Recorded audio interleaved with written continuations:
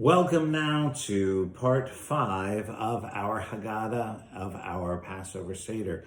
We've gone from the 4 questions. Now it's time for us to take a look at the Arba'a Banim, the 4 children of the Haggadah. According to tradition, there are 4 types of sons and daughters of Israel, and they apply to all of us. The wise one, the Chacham, the wicked one, the Rasha, the simple one, the Tam, and the one who is unable to inquire or does not even know what questions to ask. She'eno yodea lish'ol. By answering the questions of all of our children, we begin to fulfill our responsibility to pass on to a new generation the story of God's mercy and might and our hope for the future. So again, these 4 different types of children, they represent all of us. We begin with the wise one. The wise one asks, what are the rulings, the laws, and the traditions that God has commanded to us? The wise one wants to know everything in order to be able to do and experience everything. Our children are searching for wisdom and knowledge from the Seder experience. It is our obligation to help them gain a deeper understanding of God's teachings through the story of the Exodus and strengthen their commitment to the pursuit of freedom, tolerance, and justice.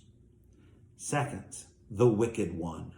The wicked one inquires, what's this service to you? By saying to you and not to us, our children are distancing themselves from their community and people. It is our obligation to make the Seder a source for discovery of the spiritual foundation of Judaism, to help them strengthen the bonds, connecting them to their family and to their community and people. Third, the simple one asks, so what is this? Our children are seeking to better understand the story of the Exodus and the importance of the Seder. It is our obligation to help make the Seder an inspirational introduction to the study of the Jewish people's struggle for freedom throughout the generations. And finally, the 4th child, the one who isn't even sure where to begin, the one unable to ask. For our sons and daughters who are unable to inquire or do not know what questions to ask, we begin. You shall explain to your child on that day, it is because of what God did for me when I went free from Egypt. That's how we begin to explain all that we are doing here at our Passover Seder. Said the father to his children, at the Seder you will dine. You will eat your fill of matzah, you will drink your cups of wine. Now this father had no daughters, but his sons they numbered 4. One was wise and one was wicked, one was simple and a poor. And the 4th was sweet and winsome, he was young and he was small. While his brothers asked the questions, he could scarcely speak at all. Said the wise son to his father, would you please explain the laws of the customs of the Seders? Will you please explain the cause? And the father proudly answered, as our fathers ate in speed, ate the Paschal lamb ere midnight, and from slavery we were freed.